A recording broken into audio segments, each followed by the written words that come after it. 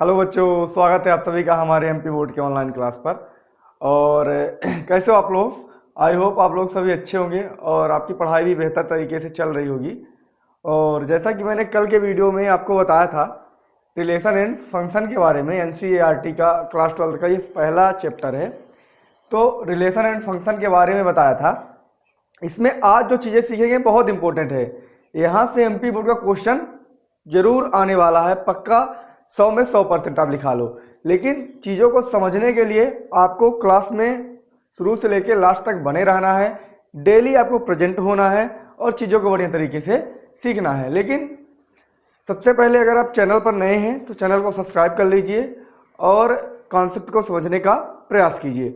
और जो आज हम लोग चीज़ें सीखेंगे वो रिलेशन रहेगा कि रिलेशन से फंक्शन कैसे बनता है या फंक्शन से रिलेशन कैसे बनता है। तो चीज़ें का समझने का प्रयास करते हैं। तो सबसे पहले क्या चीज़ सीखेंगे आज? रिलेशन के बारे में। रिलेशन के बारे में कि रिलेशन क्या होता है ना। देखो, अगर आपको बढ़िया चीज़ें समझनी है तो कॉन्सेप्ट में शुरू से लेके लास्ट तक क्लास में आपको देखना पड़ेगा। जैसे मान लीजिए हमारा एक सेट ये है और एक सेट ये है। इसमें मैंने लिख दिया 1, 2 और 3, इसमें लिख दिया 4, 6 और 7 लिख दिया।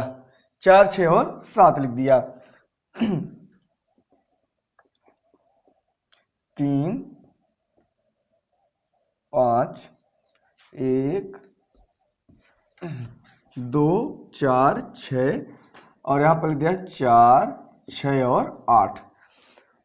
अब आपको समझना है, देखिए इसका नाम ए लिख दिया, इसका नाम क्या मैंने लिखा? बी लिखा।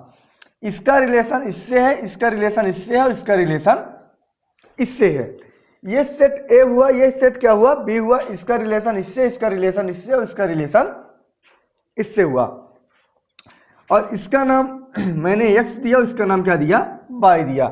आपको ये चीज़ें समझ में आई होगी कि अगर मेरे को इससे इसका रिलेशन देखना है तो क्या मैं कर रहा हूं? मैं +2 जोड़ रहा हूं, +2 जोड़ रहा हूं, इसमें भी +2 जोड़ रहा हूं।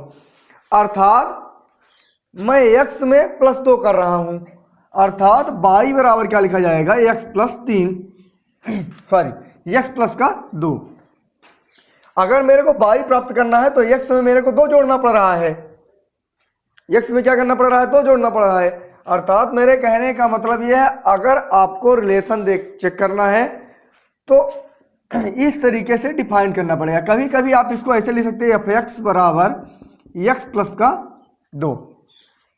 f(x) बराबर क्या लिख सकते हैं? x + का 2। अर्थात आपको रिलेशन देखना है तो एक वेल डिफाइंड रूल में आपको सेट करना पड़ेगा। कैसे? एक रूल सेट करना पड़ेगा। अच्छा, इसका रूल क्या हो जाएगा? रूल इसका यही है, y बराबर क्या हो जाएगा? y बराबर x + का 2 हो जाएगा। इसका रिलेशन इससे, इसका रिलेशन इससे हो जाएगा। कभी कभी इसका रिलेशन ऐसे भी लिखा जाता है, रिलेशन a से लेके कहाँ तक? b तक। a से लेके कहाँ तक है? b तक है। हाँ, लेकिन जो ये वाला एलिमेंट होता है, a वाला जो एलिमेंट होता है वो क्या होता है? इस रिलेशन का क्या होता है? प्रांत होता है। क्या होता है? प्रांत, जिसको अंग्रेजी में बोलते हैं डोमेन। क्या बोलते हैं? डोमेन। और जो बी वाला होता है वो क्या होता है? परिसर। और परिसर को अंग्रेजी में बोला जाता है रेंज। ये वाले क्या होते हैं? बी पार्ट क्या होता है? रेंज के एलिमेंट होते हैं। और ए वाला पार्ट क्या होता है? प्रांत के एलिमेंट होते हैं। चीज़ों को बढ़िया तरीके से समझ में आई होगी। हाँ, लेकिन एक चीज़ मैं आपको और बता दूं कि जैसे मान लीजिए इस रिलेशन को मेरे को लिखना है। इस रिलेशन को मैं कैसे कैसे चीज़ों को लिख सकता हूं? पहला रिलेशन लिखने का तरीका क्या होता है? Roster form. आपको तो पता ही होगा, क्लास 11th में पढ़े होंगे। रोस्टर फॉर्म कैसे लिखा जाता है? जो रिलेशन है वो 2 का रिलेशन किससे है? 2 का रिलेशन 4 से है, फिर 4 का रिलेशन 6 के साथ है, फिर 6 का रिलेशन 8 के साथ है। और इसको बंद कोष्ठक के अंदर कर सकते हैं। पहला तरीका ये है। दूसरा तरीका क्या है? दूसरा तरीका ये है कि जो रिलेशन चेक करना है, x का रिलेशन किससे है? y से है। ये हम रिलेशन चेक कर रहे हैं। x का रिलेशन किससे है? y से है। x का रिलेशन y से है, जहां y बराबर क्या है? x + का 3 है। y बराबर x + का y बराबर क्या है? x + का 2 है। और जो x है, यहाँ पर लिख देंगे ईच एवरी।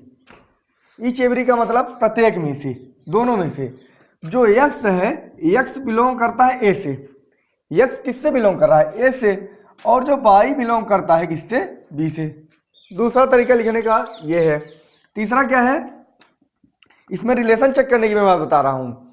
यहाँ पर लिख देंगे यक्स का रिलेशन वाई से है, जहाँ वाई यक्स से दो अधिक है, दो अधिक है, और x बिलोंग्स टू ए और y बिलोंग्स टू बी लिख सकते हैं। और तरीके हैं, x का जो रिलेशन है y से है, जहां each every x belongs to A और y बिलोंग्स टू बी। कोई भी तरीका आप रिलेशन में लिख सकते हैं। ये रिलेशन लिखने का आपका तरीका हो गया है।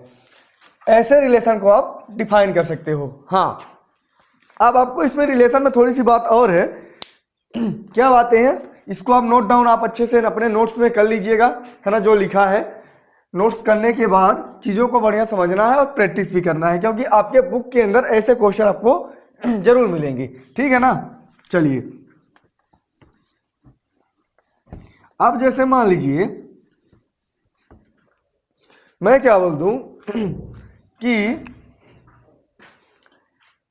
अगर ये सेट ऐसा है, ये ए सेट है और ये क्या है? बी सेट है। यहाँ पर मैं लिख दूँ 1 2 3 4 5, और यहाँ पर लिख दूँ 2 4 6 8 10 12, ऐसे मैं कर दूँ। इसका रिलेशन इससे, इसका रिलेशन इससे, इसका रिलेशन इससे, इसका रिलेशन इससे, इसका रिलेशन इससे हो जाएगा। तो रिलेशन तो दो का रिलेशन भी इससे हो सकता है। रिलेशन क्या होता है? जो इस तरीके से लिख दिया जाए वो क्या बन जाता है? हमेशा रिलेशन होता है। रिलेशन क्या होता है? जो इस तरीके से हमेशा लिख दिया जाए वो क्या होता है? मतलब ये सेट होता है। सेट के अंदर जो भी चीजें लिखी है, क्या लिख सकते हैं? सेट के अंदर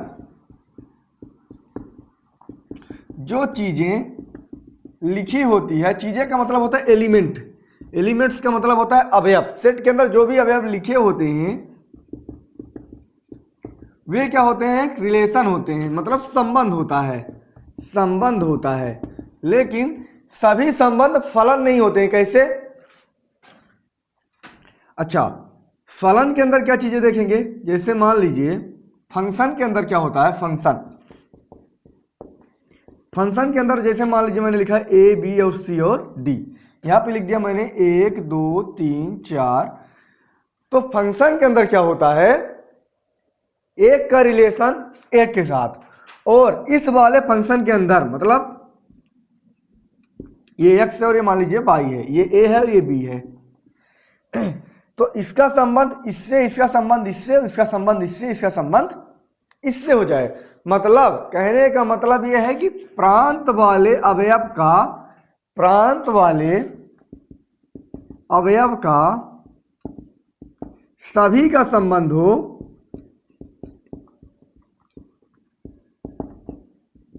लेकिन एक बार हो, लेकिन एक बार हो।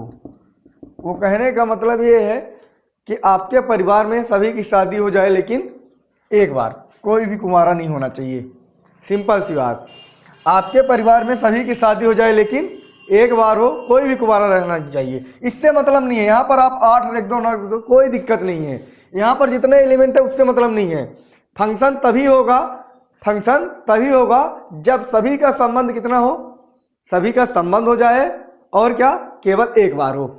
अगर एक बार से ज्यादा आपने संबंध इसका बनाया तो काम गड़बड़। हाँ, इसमें आप 2 संबंध बना सकते हो, कोई दिक्कत नहीं। जैसे मान लीजिए ये मैंने लिखा ए बी सी और डी, यहाँ पर लिख दिया 1 2 और 3, तो ऐसे कर सकते हो आप, कोई दिक्कत इससे नहीं है। इसका संबंध इससे भी हो जाएगा, इसका संबंध इससे भी हो जाएगा, इसी का संबंध इससे भी कर सकते हो, इसका संबंध इससे, कोई प्रॉब्लम नहीं है। लेकिन हाँ, इस वाले एलिमेंट का सभी का संबंध होना चाहिए और केवल एक बार होना चाहिए, तभी ये फंक्शन होगा, नहीं तो फंक्शन नहीं माना जाएगा।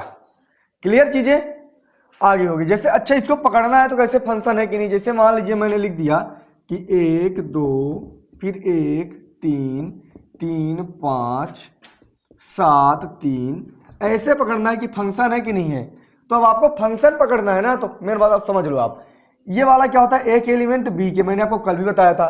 तो अगर ये वाला दोबारा कहीं दिख जाए तो फंक्शन नहीं, हाँ रिलेशन है लेकिन फंक्शन नहीं होगा। क्लियर रही है आप, दोबारा मतलब फर्स्ट में एक एलिमेंट दोबारा नहीं आना चाहिए। आगे चीजें समझ में अच्छी तरीके से, इस तरीके से आपको सीख लेना है।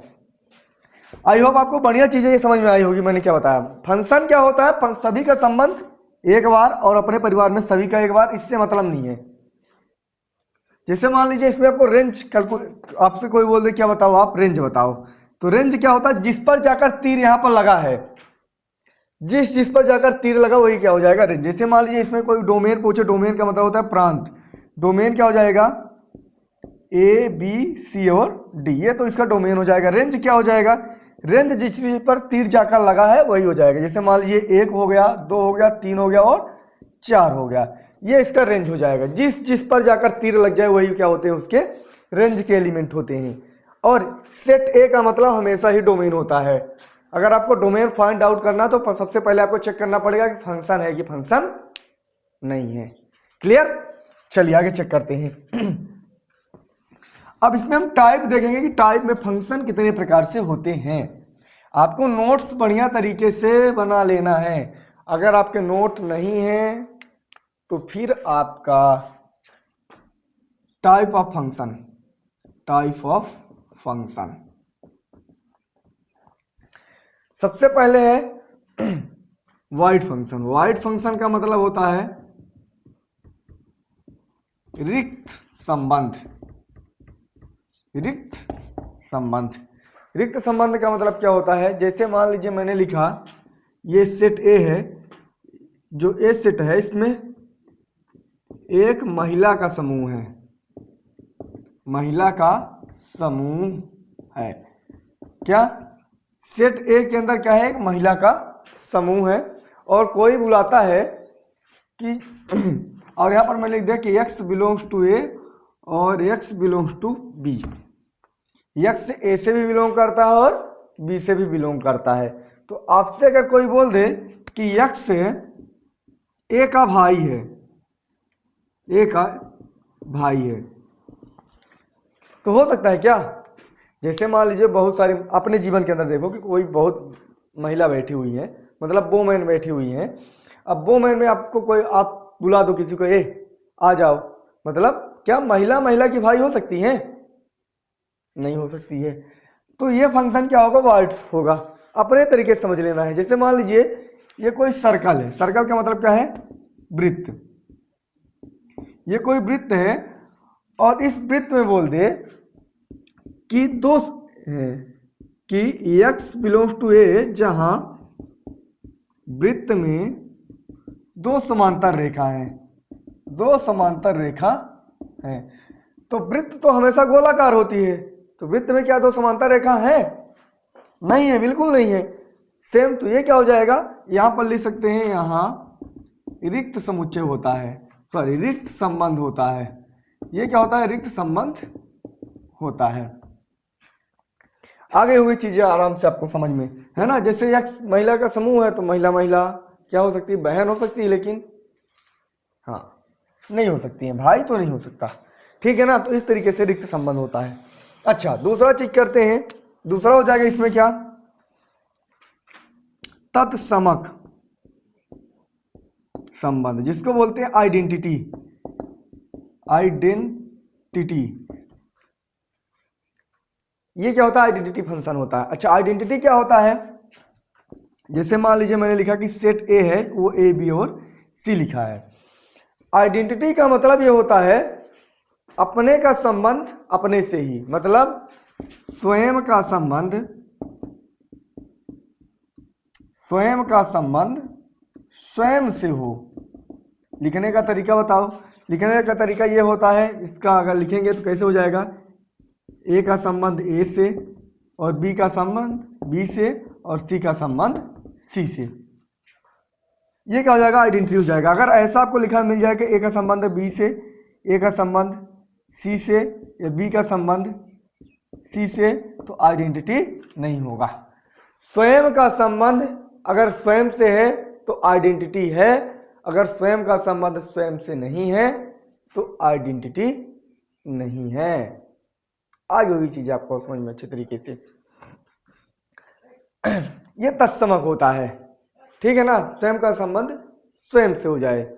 हाँ, स्वतुल्य क्या होता है, वो सॉरी ये क्या हो गया है, स्वतुल्य संबंध है, स्वतुल्य संबंध।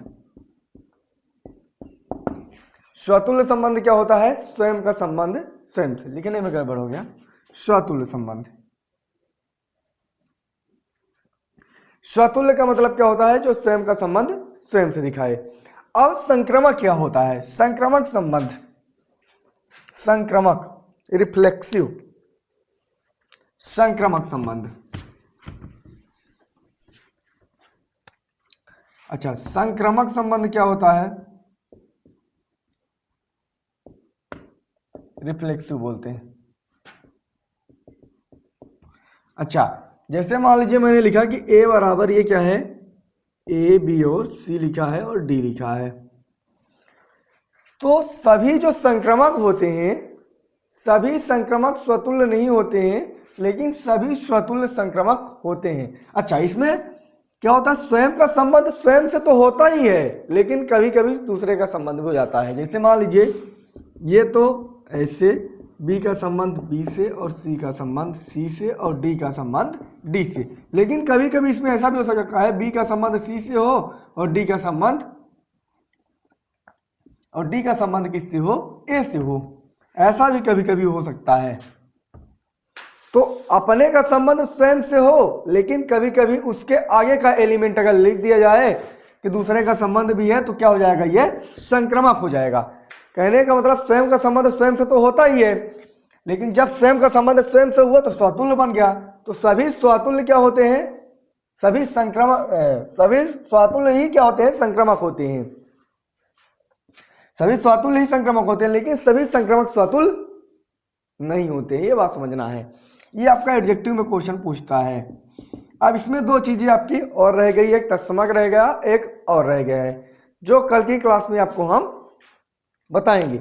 आपको एक चीज हम बताते हैं, आपको अगर मैथ के अंदर किंग बनना है या समझना है अच्छी तरीके से, तो आपको उसके लिए आपको प्रैक्टिस करनी पड़ेगी।